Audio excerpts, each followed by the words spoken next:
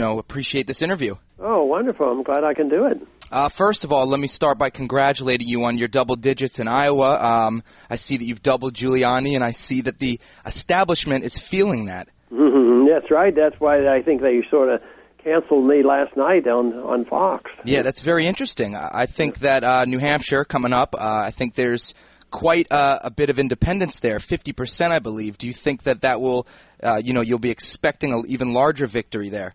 Well, let's hope so, but I don't count my chickens, before they're hatched. But we're optimistic that we'll do better than we did in Iowa. Excellent.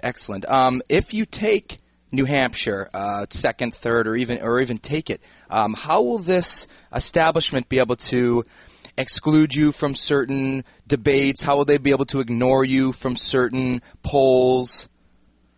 I think they're going to have a harder time because you're right. Even in the polls, sometimes they'll have a poll and they'll list 4 people. They won't even mention my name. And, of course, last night they excluded me from that presidential forum, which I think we came out all right on that because we ended up having our own televised town hall meeting and got a lot of coverage there.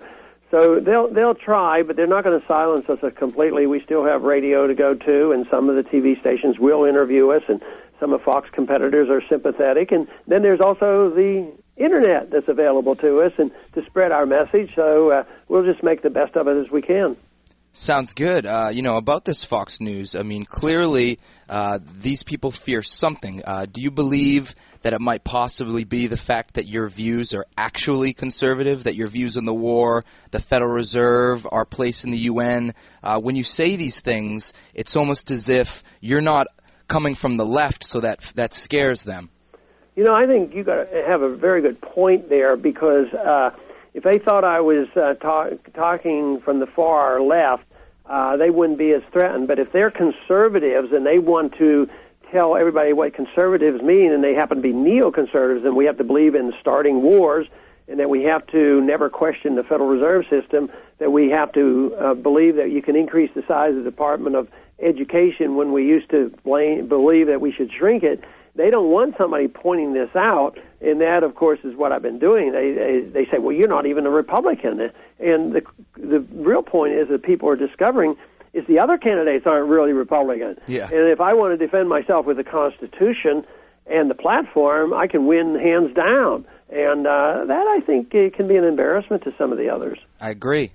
Well, Dr. Paul, you have the independents, supporting you, obviously the anti-war supporters. The Republicans are looking sad, except you. We have Clinton basically has all this funding. Her and her husband have attended the Bilderberger meetings. How deep is the establishment's hopes that you will fail? I mean, I hate to mention the New World Order, but there's a force that's not just within America, it seems. It's sort of manipulating different areas. How viable is your future, I guess, success in battling these influences? I think there's going to be a tremendous challenge. I think what we've seen already means that they're getting a little bit concerned, but if we continue to make inroads, I think they're going to get really nasty. I think they're going to dig up all kind of old quotes and distort it and put words in my mouth and like take foreign aid, for instance. I vote against all foreign aid,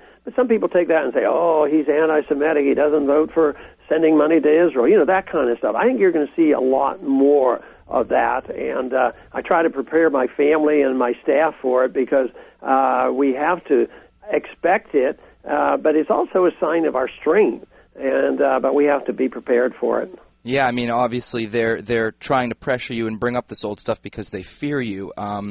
This influence that's not necessarily an American influence, the banks, the Federal Reserve, all these infrastructures that have been put into place to essentially create this situation we're in. Do you feel that the amount of politicians in America that have been contaminated by these lobbyists and banking dynasties, how do you feel our success rate will look in cleaning house and separating ourselves as a nation from those influences without the danger of losing what we are, essentially?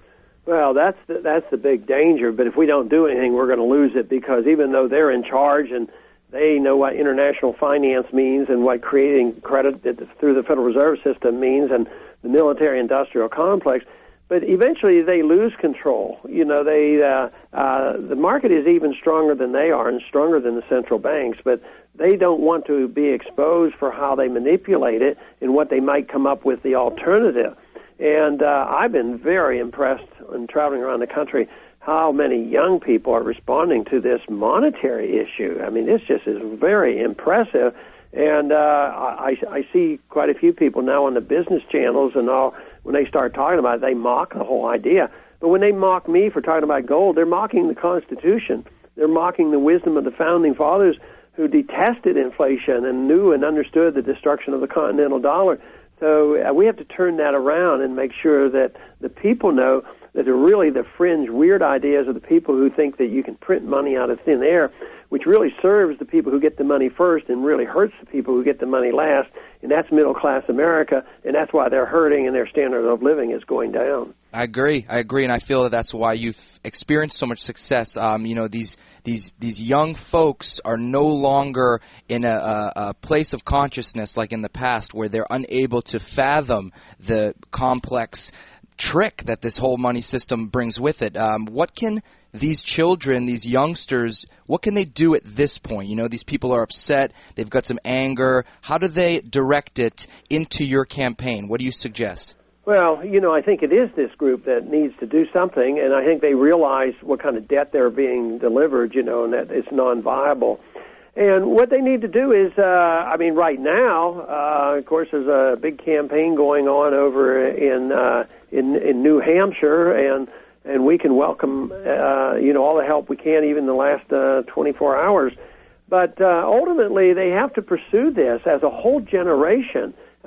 Sometimes people make fun of me because I appeal to the younger generation, but this has to continue. And I tell the crowds, I don't know how this is going to work out, but I know this better be the beginning and not the end. And that means they have to be energized and continue this, and they want to promise from me that I'll be involved. I've been involved for 30 years, so I am going to be involved in continuing this because it does require education and political action, and I've been very impressed in this last year that this political action I've been involved with has been very, very positive and has rallied a lot more people than I ever dreamed of.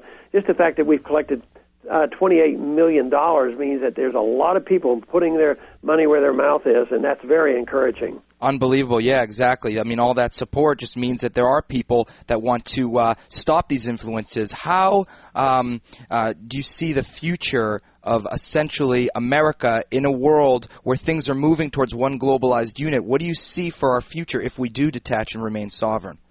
Well, there's going to, if we continue in that trend, we're going to lose our freedoms because the Constitution will become even more irrelevant. And, you know, take now, we have a UN, we have a WTO. Yep. The WTO tells us we have to raise taxes. We do it. The WTO, working with the drug companies, wants to universalize control of vitamins and nutritional products.